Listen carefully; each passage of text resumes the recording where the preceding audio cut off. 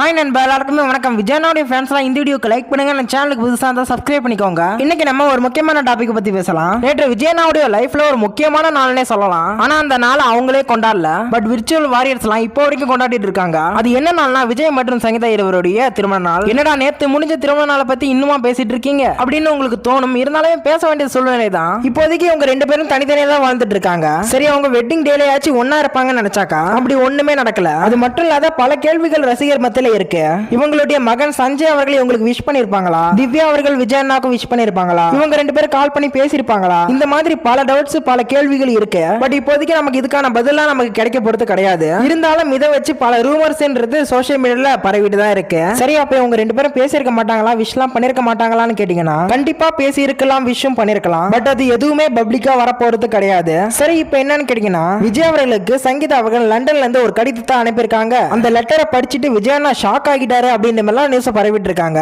என்ன பொறுத்தவரை இது ஒரு 100% ஃபேக்கான நியூஸ் மட்டும்தான். இந்த காலகட்டத்தில் இன்ஸ்டாகிராம், ஃபேஸ்புக், வாட்ஸ்அப்னு பல இணையதளங்கள் வந்துருச்சு. இப்போ இந்த டைம்ல போய் அவங்க ஒரு லெட்டர் அனுப்பியிருக்காங்கன்னு சொன்னாக்கா யாராலையும் நம்ப முடியாது. என்ன பொறுத்தவரை இதுதான் என்னுடைய கருத்து. நீங்க என்ன நினைக்கிறீங்கன்றத கமெண்ட்ல சொல்லுங்க. வீடியோ லைக் அண்ட் ஷேர் பண்ணுங்க, சப்ஸ்கிரைப் பண்ணி சப்போர்ட் பண்ணுங்க. Bye friends.